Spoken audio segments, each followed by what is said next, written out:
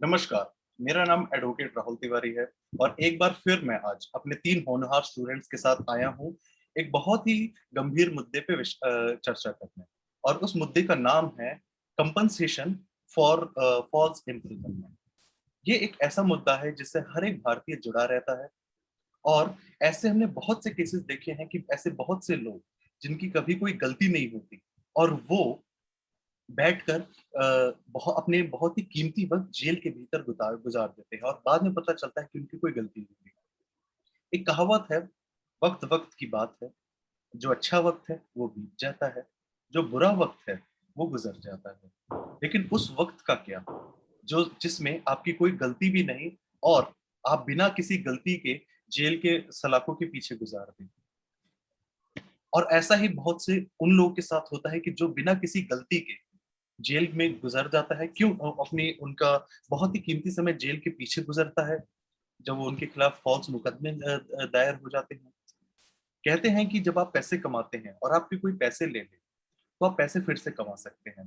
पर जैसा हमारे शास्त्रों में या दूसरे धार्मिक किताबों में भी लिखा है, समय निरंतर गतिशील है। एक बार जब समय चला गया, तो उसे लौटाया नहीं जा सकता। तो इस चर्चा को आगे बढ़ाने से पहले मैं चाहूँगा कि मेरे तीनों होनहार विद्यार्थी अपने बारे में सबसे पहले इंट्रोड्यूस करें, starting with Amrita. Hello everyone, this is Amrita Mohanty. I am from Dila College, Patak, that is situated at Odisha, presenting here from Madhusudan Law University. Thank you.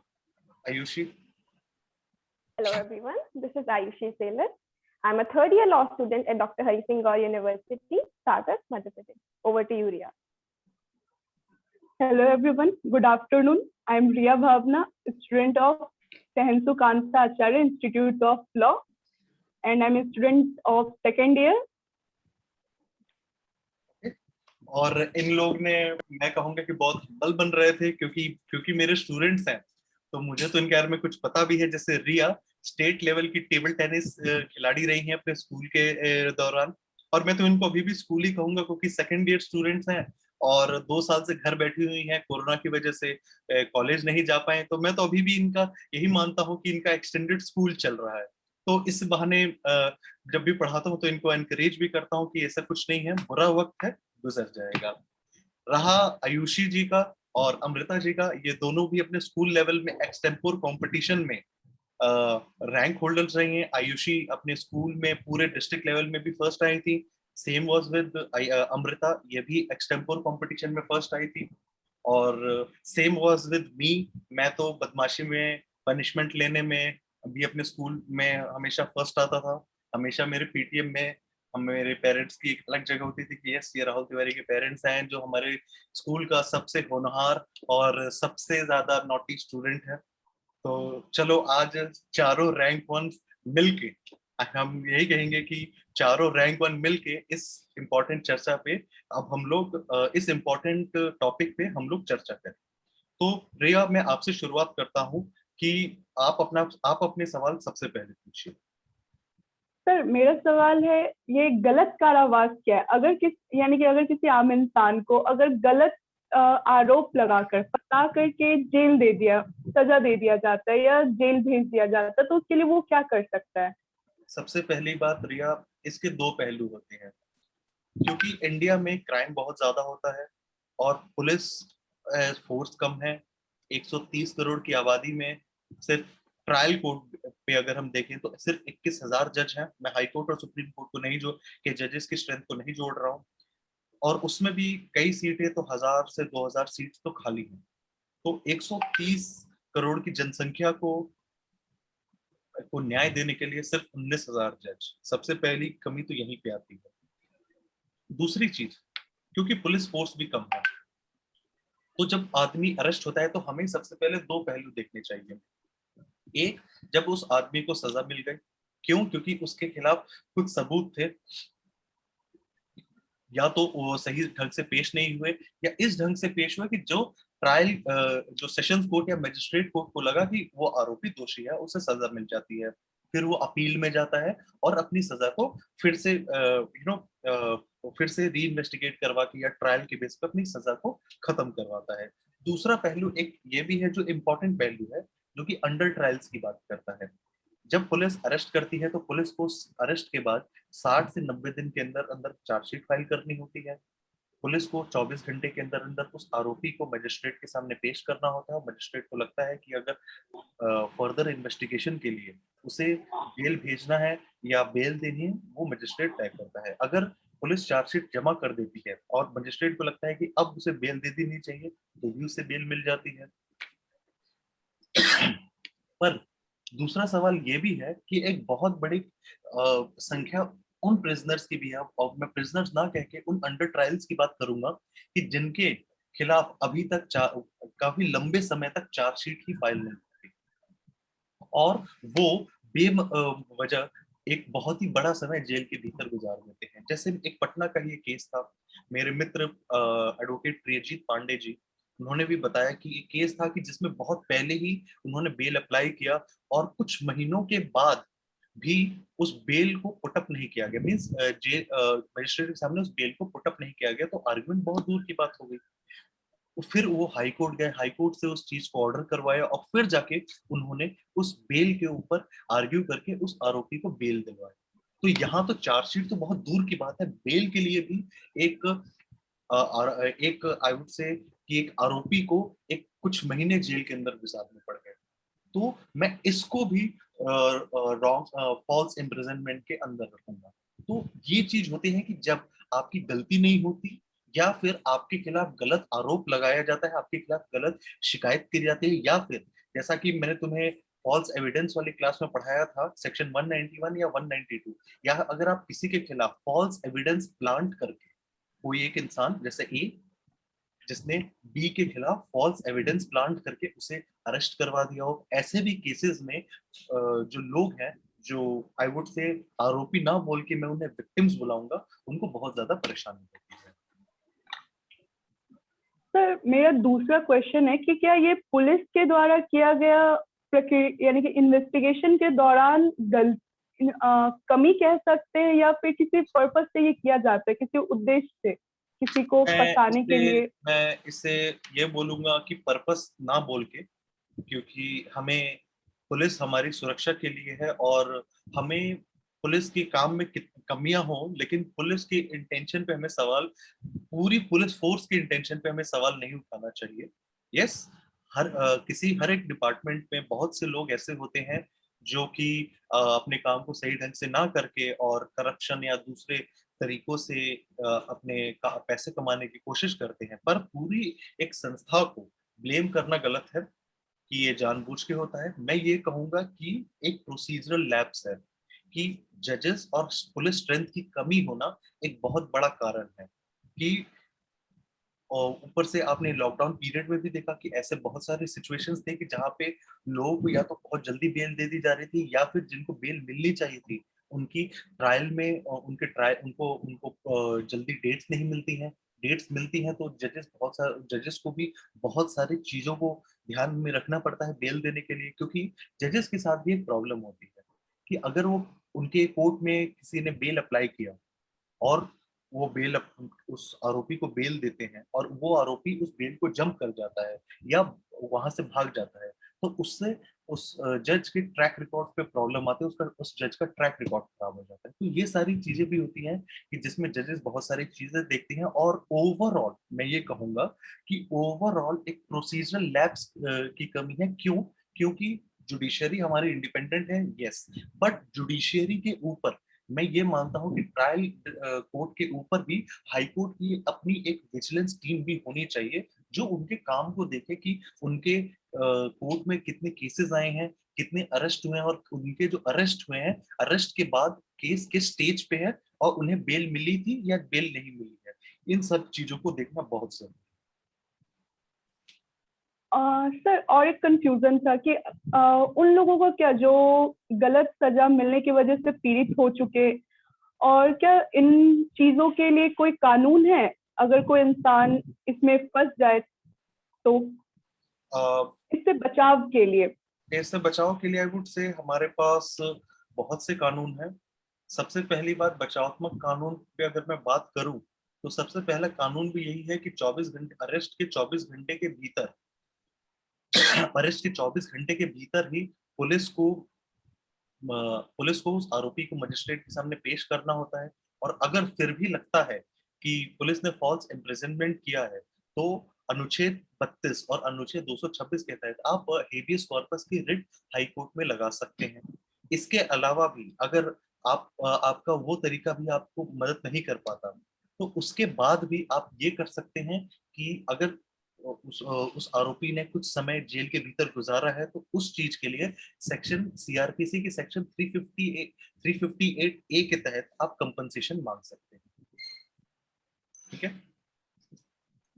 I guess आपके सवाल अब पूरे हुए आयुषी, सॉरी यस प्रिया। तो अब मैं प्रिया। आयुषी से बोलूंगा कि आयुषी अब आप अपने सवाल पूछें। यस सर, तो सबसे पहले तो थैंक यू इस टॉपिक के लिए।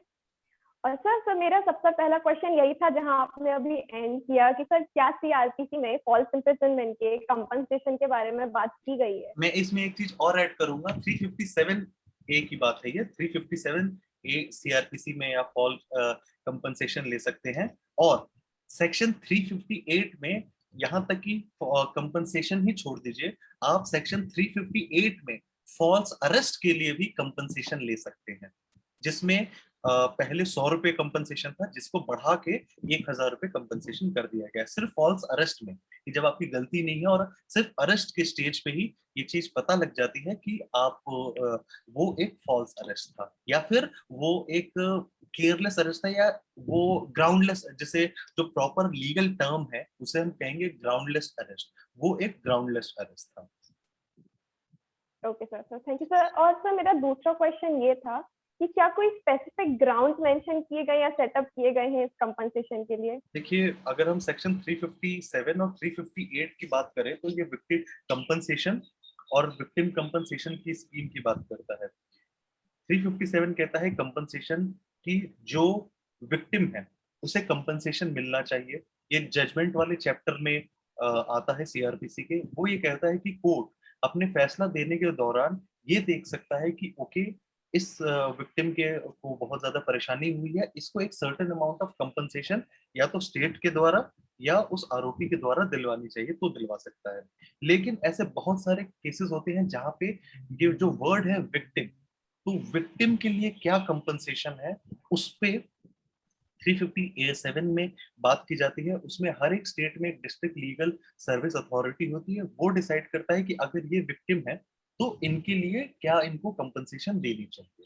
तो वो जो एक शब्द है क्वांटम ऑफ कंपनसेशन, जो क्वांटम ऑफ कंपनसेशन है उसके तहत वो अपना अपना कैलकुलेट करके जज को बताते हैं कि इतने सर्टेन अमाउंट तक इस विक्टिम को कंपनसेशन देना चाहिए, जिसका मुझे ये लगता है कि इंडिया में एक स्टैंडर्ड प्रोसीजर अभी तक नहीं है, जो कि या हो सकता है कि मुझे नहीं पता हो, बट जितना मैंने अभी तक पढ़ा है कि इंडिया में उस चीज के लिए एक स्टैंडर्ड प्रोसीजर नहीं है, जो कि मैं मानता हूं कि उसके लिए हमें वर्क करने की बहुत ज्यादा जरूरत है। Okay sir. सर आपके मुताबिक और क्या वजह हो सकती है ऐसे फॉल्स इम्प्रिजनमेंट के लिए? सी फॉल्स इम्प्रिजनमेंट के सिर्फ मैंने कहा कि दो बहुत सारी वजह है। पहली वजह हो जाती है पॉलिटिकल, कि अगर कोई जैसे अभी आपने देखा कि तीन आरोपी थे जिनको तिहाड़ जेल से मुक्त किया गया। वो उन आरोपियों पे सेडिशन के चार्जेस लगे थे और 1 साल बाद पता लगा कि उनके खिलाफ ऐसा कुछ नहीं था। पहली बार पॉलिटिकल भी होता है। दूसरी बार किसी को जिसे हम कहते हैं इंग्लिश में स्केपगोट या बलि का बकरा बनाना, जैसे डॉक्टर खफील खान के साथ हुआ, वो रीजन है।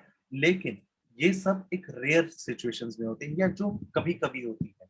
लेकिन जो अक्सर जो देखा गया है वो ये है कि प्रोसीजरल लैप्स की वजह से जो इनका चार्जशीट फाइलिंग का पीरियड होता है और जो ट्रायल का पीरियड होता है उसमें सबसे ज्यादा कमियों की वजह से, क्योंकि बहुत सारी चीजें हैं कि उसमें आप जोड़ सकते हैं कि सबूतों का ना मिलना, सबूतों का सही ढंग से आकलन ना कर पाना कोर्ट के द्वारा, या फिर गवाह का मुकर जाना। ये सारी बहुत सारी चीजें हैं कि जिस वजह से जो स्पेशली जो क्रिमिनल ट्रायल है वो बहुत लंबा हो जाता है और उस दौरान जो आरोपी है उसे बहुत बड़ा समय जेल के पीछे गुजारना पड़ता है।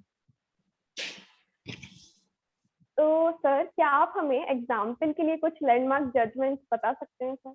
जैसे सबसे पहला लैंडमार्क जजमेंट तो था Rudal Shah versus state of Bihar 1982, जिसमें सुप्रीम कोर्ट का जजमेंट जिसमें हुआ ये था कि रुदल शाह को रिलीज करने का ऑर्डर हो गया, लेकिन वो रिलीज ऑर्डर के बाद भी रुदल शाह 14 साल जेल में रहे। और जब उन्हें रिलीज किया गया तो कोर्ट ने उनसे उनके उनके साथ जो हुआ उसके लिए खेद बताया उन्होंने, और उन्हें 10,000 रुपये मुआवजा दिया गया। उसके बाद भी क्योंकि मैंने कहा कि क्योंकि जो क्वांटम ऑफ कंपनसेशन है, जो क्वांटम जिसे हम कैलकुलेट करते हैं, उसका कोई फिक्स क्राइटेरिया नहीं है हमारे देश में, तो इसके लिए बहुत सबसे बड़ी प्रॉब्लम वहां पे आ जाती है कि हम तय नहीं कर पाते कि इस चीज के लिए हमें कितनी ज्यादा देनी है, किसको कितना देना है उसका।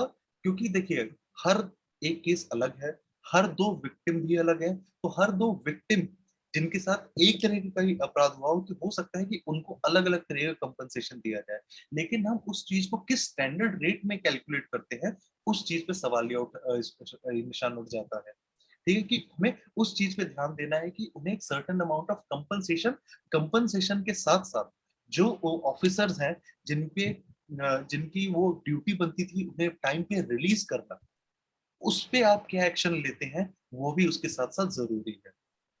दूसरा, आपने हाल ही में केस देखा था कि जिसमें एक आरोपी को 14 या 18 साल के बाद जेल से छोड़ा गया क्योंकि उस पे बहुत पहले रेप का एक झूठा आरोप लग गया था और उसको इतने साल जेल के पीछे गुजारने पड़े। ऐसे भी बहुत से केस हैं जहां पे एक कश्मीरी युवक थे जिसपे टेररिज्म का फॉल्स चार्ज लगा था और उसको जेल के पीछे 23 साल गुजारने पड़े थे। तो सवाल ये उठता है कि यस, उन्हें कंपनसेशन, उन्हें मुआवजा जिसे हम हिंदी में कहेंगे मुआवजा देना बहुत जरूरी है, पर क्या उस मुआवजे से सवाल ये उठता है कि क्या उस मुआवजे से उसके जीवन के वो 23 साल लौटाए जा सकते हैं? नहीं, क्योंकि आप वो इंसान वो मुआवजे की रकम खुद से भी कमा सकता है, लेकिन जो उसका समय बीत गया वो तो उसे नहीं लौटाया जा सकता। तो जरूरी ये है कि हम इस चीज पे ध्यान दें कि ये ऐसी सिचुएशंस नहीं है, और इस चीज के लिए जरूरी है कि एक विजिलेंस टीम, और मैं ये कहूंगा कि इसमें हम लोग एनएचआरसी का यूज कर सकते हैं, लेकिन इस चीज को मैं सब आखिरी में बताऊंगा कि रिकमेंडेशंस में कि हमारे पास क्या क्या अवेलेबल ऑप्शंस हैं और हम लोग को लॉ में ऐसा क्या और अमेंडमेंट्स करने की जरूरत है। ठीक है, थैंक यू सर। अब मैं अमृता जी से बोलूंगा कि वो भी अपने अब सवाल पूछें। सर, सर मेरे ये सवाल होंगे कि आपने जो भी बताया अभी तक ये झूठे कारावास के बारे में, इसके मुताबिक आप मुझे ये बता सकते हैं क्या कि अगर किसी आदमी को झूठे कारावास के हिसाब से उसको ऐसे पुलिस उठा के ले जाती है या गिरफ्तार कर लेती है, तो क्या इसको हम अपहरण या किडनैपिंग का रूप दे सकते हैं? वेल ये एक कंफ्यूजन है जो कि वही बच्चे पूछ सकते हैं जो थोड़ा पढ़ाई ज्यादा करते हैं, क्योंकि यहाँ पे स्पेशली स्टूडेंट्स, और ये मैं आप तीनों से उम्मीद कर भी रहा था और आप तीनों में से एक ने पूछ भी लिया, तो मैं मानूंगा कि आप तीनों के सवाल हैं। देखिए क्या होता है कि किडनैपिंग में आप किसी की मूवमेंट को आप कंट्रोल करते हैं, या फिर जैसे सेक्शन 359 या 368 जिसमें अबडक्शन की बात की गई है, उसमें है कि या तो आप किसी को जबरदस्ती या बहला फुसला के एक जगह से दूसरे जगह पे ले जाए, अगर वो माइनर है तो उसके गार्जियन के कंसेंट के बिना, या और अगर वो मेजर है तो उसे डरा कर या बहला फुसला के या इंड्यूस करके एक जगह से दूसरे जगह पे ले जाए। वहां पे आपने उसकी मूवमेंट को कंट्रोल करा। क्यों? क्योंकि आपकी एक इंटेंशन थी कि आप उसको अपने कस्टडी या अपने उसकी उस आदमी के कंट्रोल को अपने पोजेशन के अंदर लेना चाहते थे, जिससे आप कोई भी क्रिमिनल घटना को अंजाम दे सके। तो यहाँ पे आपने उस इंसान के मूवमेंट को कंट्रोल किया। लेकिन फॉल्स इम्प्रिजनमेंट में जो बात होगी, फॉल्स इम्प्रिजनमेंट को हम किडनैपिंग नहीं बोल सकते, क्योंकि वैसे तो पुलिस एक इंसान की मूवमेंट को कंट्रोल करती है, पर उसमें दूसरा पहलू आपका ये भी है कि पुलिस उस इंसान के मूवमेंट को कंट्रोल करती है। क्यों?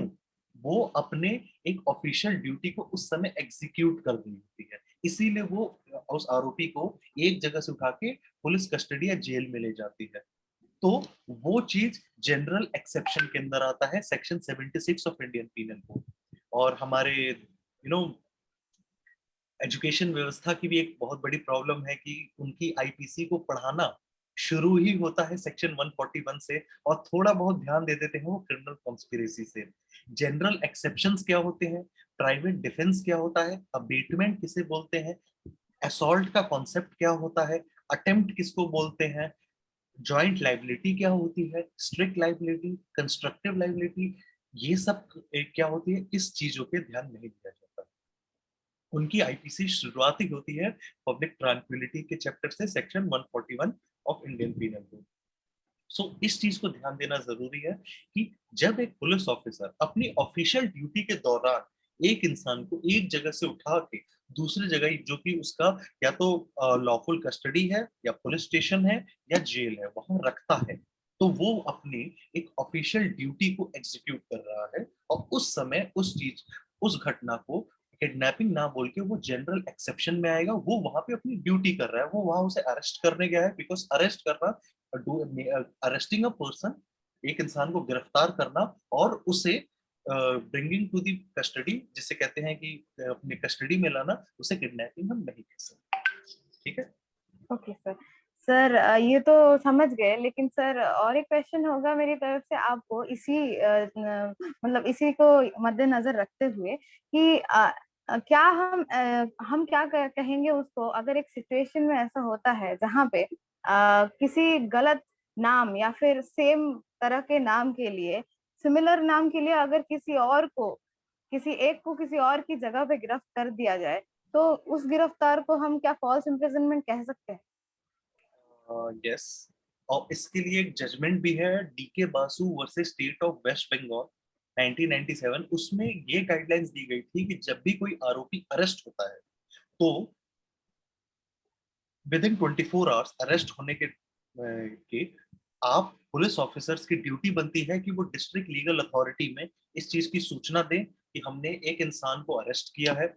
आप उस इंसान के परिवार वालों को या परिजनों को ये बताएं कि वो किस जुर्म पे अरेस्ट हुआ है, और अरेस्ट के टाइम उस आरोपी को ये बताएं कि वो किस जुर्म के लिए अरेस्ट हो रहा है। तो जब ये सारी गाइडलाइंस को आप फुलफिल करते हैं, तो ये जो आपने कंफ्यूजन बोला, या ये कंफ्यूजन गलती से भी हो सकती है, या इस कंफ्यूजन को मिसयूज करके इसको जानबूझ के भी इस घटना को अंजाम दिया सकता है। तो अगर हम लोग इसके लिए DK Basu versus state of West Bengal का जजमेंट है ही, अब सुप्रीम पुलिस का काम है कि उस जजमेंट की गाइडलाइंस को अच्छे से फॉलो करना, ताकि इस तरह के कंफ्यूजन या इस तरीके के एक्सीडेंट्स नहीं। Okay sir. Sir thank you sir. अभी सर नेक्स्ट मेरा क्वेश्चन आपसे ये होगा कि आपने ऑलरेडी बोल दिया है कि सोशल या फिर सामाजिक और राजनीतिक दोनों का असर होता है कभी कभी फॉल्स इम्प्रिजनमेंट या झूठे कारावास में। सर आप उसको मद्देनजर रखते हैं कुछ और उसके बारे में ज्यादा बोल सकते हैं कि एक्सप्लेन कर सकते हैं उसके बारे में कि ऐसा होता है, क्या कारण क्या होता है अगर ऐसा होता है? जैसा मैंने आपको कहा कि सबसे पहला, बहुत सारे जगह पे पॉलिटिकल रीजंस भी होते हैं, जिसमें आप किसी पॉलिटिकल क्राइसिस में या फिर किसी पॉलिटिकल कारण की वजह से आपको अरेस्ट किया जाता है। ठीक है। और आप एक काफी लंबे समय तक या तो आपके खिलाफ पुलिस चार्जशीट फाइल नहीं करती, या फिर जो आपके खिलाफ जो ट्रायल है वो टाइम पे स्टार्ट नहीं होता। तो ये कारण है, लेकिन सबसे बड़ा कारण आज भी मैं यही कहूंगा कि दिक्कत ये है कि हमारे पास एक प्रॉपर विजिलेंस नहीं है। हमारे पास वो विजिलेंस नहीं है जो टाइम टू टाइम अपडेट ले पुलिस कि पुलिस ने कितने टाइम में अपने प्रोसीजर अपने उस केस को सॉल्व किया। क्योंकि अभी क्या होता है कि जो उस एरिया के सुपरिटेंडेंट ऑफ पुलिस है, वो इस चीज का ध्यान देते हैं कि पुलिस क्या काम कर रही है, जो अरेस्ट हुआ उसकी क्या प्रोग्रेस है। जबकि एक थर्ड बॉडी की हमें जरूरत है जो कि सिर्फ इस चीज को देखे कि कोई भी आरोपी अगर जेल जाता है तो कितने दिन तक रह रहा है, उसका आरोप सिद्ध हुआ है या नहीं, उसके खिलाफ कितने आरोप कितने, और वो पुलिस के इन्वेस्टिगेशन में या ट्रायल में बिल्कुल हस्तक्षेप ना करे। उसका काम सिर्फ यही हो कि जस्ट टू चेक कि जब भी कोई इंसान, कोई भी आरोपी अरेस्ट होता है तो उसका ट्रायल समय से हो रहा है या नहीं, उसकी चार्जशीट टाइम पे फाइल हो रही है या नहीं।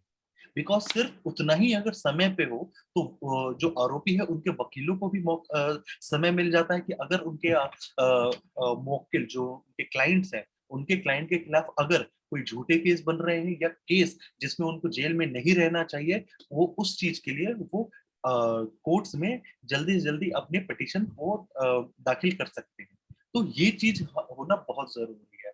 प्लस हमें बहुत ज्यादा थोड़ा स्ट्रेंथ और थोड़ा सा ध्यान डिस्ट्रिक्ट लीगल सर्विस अथॉरिटी पर भी देने की जरूरत है कि वो भी इसमें, जब तक, अब सवाल ये उठता है कि जब तक वो बॉडी नहीं बनती तब तक क्या।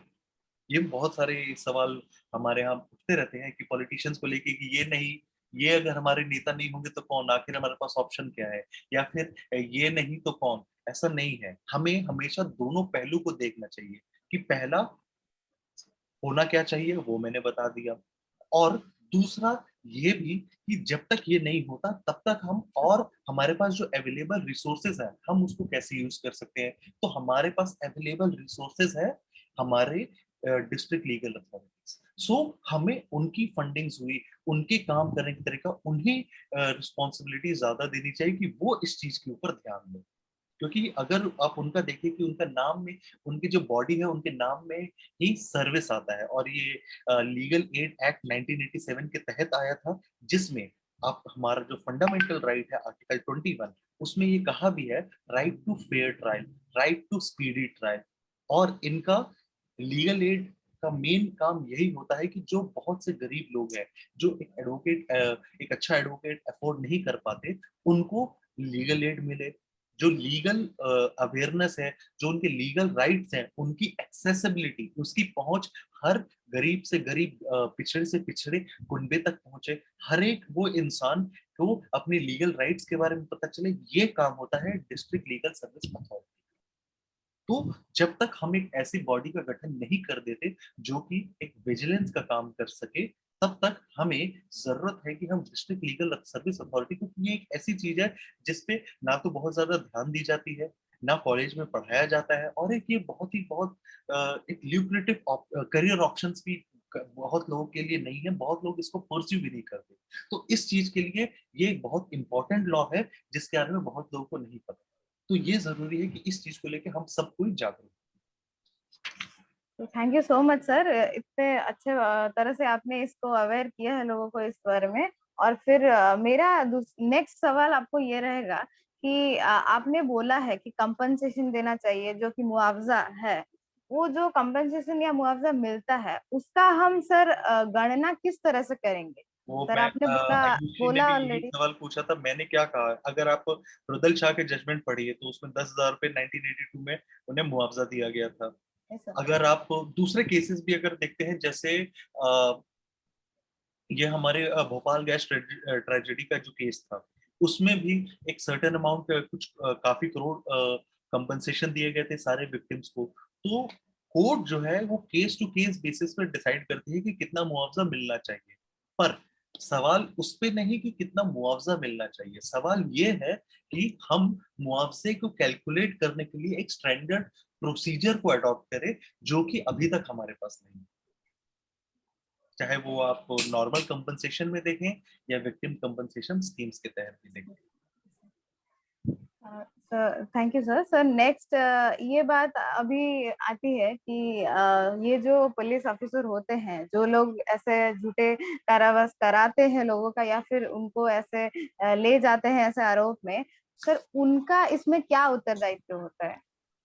मैं तो ये कहता हूँ कि जो, जैसा कि मैंने कहा कि एक विजिलेंस होनी चाहिए, लेकिन उससे पहले, विजिलेंस से पहले मेरा ये मानना है कि जो ऑफिसर अरेस्ट कर रहा है उसे सारी चीज को कोर्ट के सामने रखे कि हमने इसको क्यों अरेस्ट किया है। और जब बाद में भी पता लगता है कि क्योंकि एक ऑफिसर की गड़बड़ी की वजह से एक मासूम को 1 साल, 2 साल, 14 साल तो देखिए बहुत बड़ा समय हो गया, 1 साल या 2 साल भी, या 6 महीने भी, यहाँ तक कि मैं कहता हूँ, वैसे तो एक पल भी नहीं होना चाहिए, लेकिन मान लीजिए 1 साल या 2 साल भी उसे जेल के भीतर रहना पड़ता है, सिर्फ इस चीज पे कि वो केस गलत था। अगर मान लीजिए चार्जशीट फाइल होती है, चार्जशीट में जैसे आपने एक सीरीज देखी होगी क्रिमिनल जस्टिस, जो फर्स्ट हमारा सीजन था, उसमें था कि पुलिस ने उस आरोपी को पकड़ा, डाला और जेल के अंदर डाला, और उसके बाद हुआ ये कि उन्होंने जो इन्वेस्टिगेशन दी, तो प्राइमा फेसी इन्वेस्टिगेशन ये शो कर रही थी कि जो आरोपी अरेस्ट हुआ था वही गुनहगार है। लेकिन कुछ कुछ चीजें इन्वेस्टिगेशन में जानबूझ के नहीं, बाय चांस बहुत सारी एक टेक्निकल डिटेल्स जो है वो छूट गई, जिसकी वजह से उस आरोपी को कुछ काफी लंबे समय तक जेल में रहना पड़ा। उस सिचुएशन में तो हम पुलिस को ब्लेम नहीं कर सकते, क्योंकि पुलिस ऑफिसर भी इंसान है, और एक माइन्यूट टेक्निकल डिटेल का मिस आउट होना एक स्वाभाविक सी चीज है, किसी के साथ भी हो सकता है। पर एक केस जिसमें आगे चल के कोर्ट को ये लगे कि कोई जो आरोपी है इसके खिलाफ केस ही नहीं बनता, इसके खिलाफ कोई डायरेक्ट एविडेंस ही नहीं है, ये सिर्फ पुलिस की लापरवाही की वजह से इतने साल जेल में रह गया, ऐसे केसेस में पुलिस के ऊपर सख्त, उस पर्टिकुलर ऑफिसर के ऊपर सख्त से सख्त कार्रवाई होनी बहुत जरूरी है। सो आई गेस मैंने आपका यस जवाब सर। दे दिया। सर जवाब आपने तो दे दिया। ये अभी पुलिस का उत्तरदायित्व के बाद अभी सर इसमें सबसे सबसे ज्यादा इम्पोर्टेंट बात ये रहा, अभी बचा है कि सर इसमें अभी समाज की क्या भूमिका है? सर समाज की तो सबसे बड़ी भूमिका होती है, क्योंकि पुलिस, कोर्ट, जेल, ऑफिसर्स, न्यायाधीश, ये सब हमारे समाज से ही है, समाज उनसे नहीं है। तो हमारे लिए दो काम होते हैं कि सबसे पहले हम लीगल एड के लिए जो हमारे लॉज हैं, हमें एटलीस्ट पता होना चाहिए कि हमारे डिस्ट्रिक्ट लीगल सर्विस अथॉरिटी कहाँ पे है, हमें लीगल एड्स के बारे में पता होना चाहिए, हमें अपने लीगल राइट्स के बारे में पता होना चाहिए। और ये तो हुआ कि हमें क्या करना चाहिए और हमें करना क्या है, साथ साथ इस पे ध्यान दें। तो सबसे पहले जरूरी ये है कि हम जो ऐसे लोग हैं जो फॉल्स इम्प्रिजनमेंट के शिकार हुए, जो काफी समय तक जेल में रहे, उनको हम मुआवजा दिलवाने में हम उनकी सहायता करें, और वो समाज में फिर से सही ढंग से रिहेबिलिटेट कर पाए। इसीलिए इस चीज के लिए हम उनकी सहायता करें, ये हमारा सबसे बड़ा दायित्व है। क्योंकि किसी को न्याय दिलवा देना, कोर्ट से न्याय दिलवा देना बहुत अच्छी चीज है, लेकिन उसको समाज में फिर से रिहेबिलिटेट करना ये हम लोगों का कर्तव्य है। अगर हम उसे फिर भी एक आरोपी की नजर से देखेंगे, तो उसको भले ही मुआवजा मिल गया हो, लेकिन उसको कहीं नौकरी ना मिले, समाज उसको एक्सेप्टेंस नहीं दे, तो वो कभी भी समाज में फिर से रिहेबिलिटेट नहीं कर पाएगा। तो एक समाज के तौर पे हमारा ये सबसे बड़ा कर्तव्य है। ठीक है, अब मैं Thank ओके, थैंक यू। अब मैं बोलूंगा कि रिया तब से चुप बैठी है, तो मैं चाहूंगा रिया, अगर आपके पास अभी और कोई सवाल है तो आप उससे ही पूछिए। यस सर, मेरे पास सवाल सर ये है कि हम लोग तो लॉ से जुड़े हुए हैं, इसलिए हम लोगों को इतना सारा चीज मालूम है, बट उन लोगों का क्या जिनको कुछ भी मालूम नहीं, वो क्या करें? और जहाँ पे कोई फैसिलिटी नहीं और सारे लोग आपस में मिले हों, वो लोग क्या करें? वो इसमें मैंने जैसा कि कहा कि सारे लोग जो मिले हों, तो यहाँ पे आपकी जागरूकता और आपकी दृढ़ निश्चयता आपकी मदद करती है। जब आपको सब कुछ पता है, तो जरूरी है, आपको लगता है कि एक डिस्ट्रिक्ट में आपको लगता है कि लोगों की थोड़ी सी मिली भगत है कुछ ऑफिसर्स की, आप डिस्ट्रिक्ट और सेशन जज के पास जाइए। वहां से नहीं होता है, आप सीधा हाई कोर्ट के पास जाइए। हाई कोर्ट से पहले आप एनएचआरसी के पास जा सकते हैं।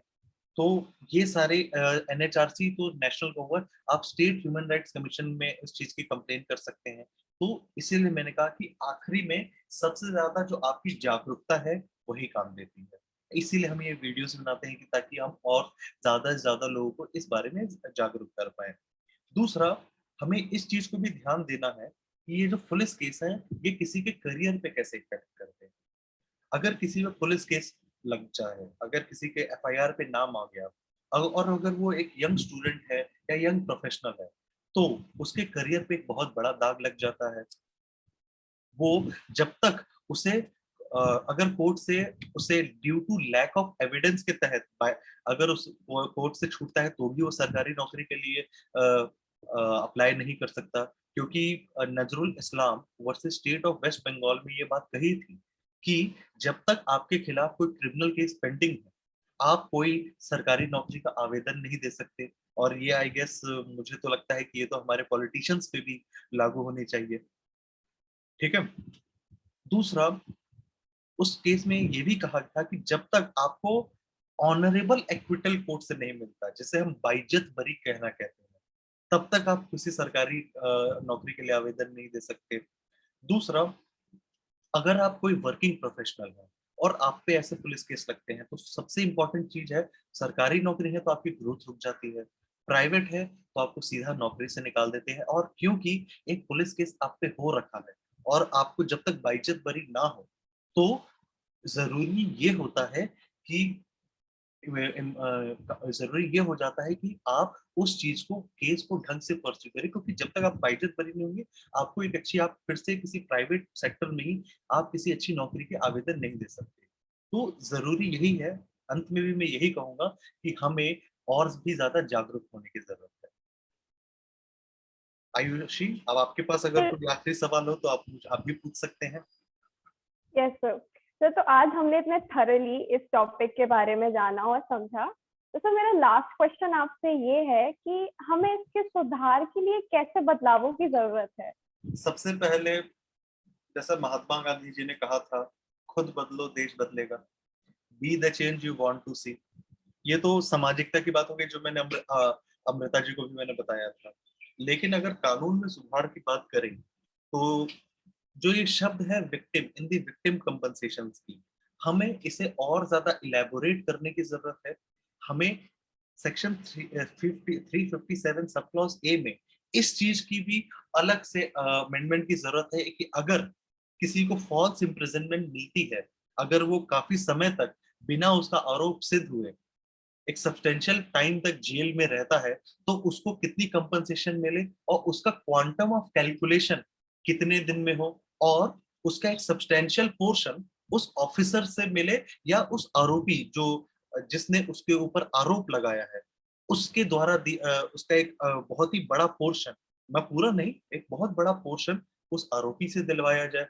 तीसरा, जिस विजिलेंस की मैं बात कर रहा हूँ कि एक विजिलेंस रहना जरूरी है, तो उसके लिए मैं चाहता हूँ कि जो हमारे कॉन्स्टिट्यूशनल बॉडीज हैं, जो हमारी संवैधानिक संस्थाएं जिसे हम कहेंगे नेशनल ह्यूमन राइट्स कमीशन और स्टेट ह्यूमन राइट कमीशन, इनके पास क्या है कि ये सिर्फ इन्वेस्टिगेट करते हैं किसी एक केस को और अपने रिपोर्ट कोर्ट में सबमिट करते हैं। और इन्वेस्टिगेट भी नहीं, ये एक स्मॉल इंक्वायरी इनको दी जाती है, इनके काम में दखलंदाजी नहीं दी जाती। और ये जब कोई भी रिकमेंडेशन देते हैं तो ये सरकार के ऊपर बाइंडिंग नहीं होते, सरकार इनके रिकमेंडेशन को केवल कंसिडर करती है और उसके बाद सरकार अपने फैसले लेती है। मैं चाहता हूँ कि जो एनएचआरसी है, जिसको बहुत सी संस्थाएं टूथलेस टाइगर, बिना दांत का शेर कहती है, तो मैं चाहता हूं कि इनको वो पर्टिकुलर विजिलेंस पावर दी जाए। और इनकी विजिलेंस पावर, इनकी जो विजिलेंस रिपोर्ट है, ये डायरेक्ट उस स्टेट के हाई कोर्ट, जो स्टेट ह्यूमन राइट्स कमीशन है, वो जो रिपोर्ट है वो स्टेट के सीधा चीफ जस्टिस को दे और एनएचआरसी को सबमिट करे, ताकि उस चीज की गोपनीयता भी बनी रहे और साथ साथ वो पुलिस और कोर्ट के काम में हस्तक्षेप भी नहीं करे। उसका काम सिर्फ यही हो कि वो बस पता लगे कि यस, ये आरोपी अरेस्ट हुआ था, इस पे ये एविडेंस, पुलिस ने एविडेंस दिए हैं, आरोप इसका अभी ट्रायल चल रहा है, ट्रायल में ये सिद्ध हुआ कि ये आरोपी है या नहीं है, इसको इतने समय के बाद बेल मिला, तब तक ये इतना ज्यादा, ये इतनी देर कोर्ट में, ये इतनी देर जेल के पीछे, जेल की सलाखों के पीछे गुजार चुका है। तो आई गेस इस चीज को, अगर जो मैं थर्ड संस्था की बात कर रहा हूँ, मैं चाहता हूँ कि ये चीज अगर हमारी सरकार इस चीज पे थोड़ा ध्यान दे, तो बहुत से ऐसे विक्टिम्स हैं, बहुत से ऐसे अंडर ट्रायल्स हैं जिनका केस भी शुरू नहीं हुआ और वो सालों गुजार देते हैं जेल में, उनके लिए एक बहुत बड़ा रिलीफ का काम कर सकता है। थैंक यू सर सारे आंसर्स के लिए सर। ओके, सो बहुत बहुत शुक्रिया मेरे तीनों स्टूडेंट्स का, आयुषी, रिया एंड अमृता, मेरे साथ जुड़ने के लिए, इस तरीके से मैं और भी ऐसे वीडियोस बनाता रहूंगा, और मेरे व्यूअर्स से, आप लोगों से हाथ जोड़ के निवेदन है कि इस वीडियो को ज्यादा से ज्यादा लोगों को शेयर करिए, देखिए, लाइक करिए, अच्छा नहीं लगे तो अनलाइक करिए, लेकिन सब्सक्राइब जरूर करिए। आपकी आपकी तारीफ, आपकी आपकी अप्रिसिएशन मुझे आगे बढ़ाएंगी, आपकी क्रिटिसिज्म मुझे और भी ज्यादा आगे बढ़ाएंगी, क्योंकि मेरा ये मानना है कि इंसान को क्रिटिसिज्म से नहीं डरना चाहिए। इंसान को अपने क्रिटिसिज्म से सीख कर उस चीज पे इम्प्रूव करना चाहिए, और जो आपको क्रिटिसाइज कर रहा है उस पे इंश्योर करना चाहिए कि आप उसे दोबारा उसी चीज पे क्रिटिसाइज करने का मौका फिर से नहीं दे। इसके साथ मैं आपसे विदा लेता हूं, और बहुत जल्दी एक नए टॉपिक के साथ अपने और भी होनहार स्टूडेंट के साथ मैं फिर से वापस आऊंगा। तब तक के लिए नमस्कार, जय हिंद।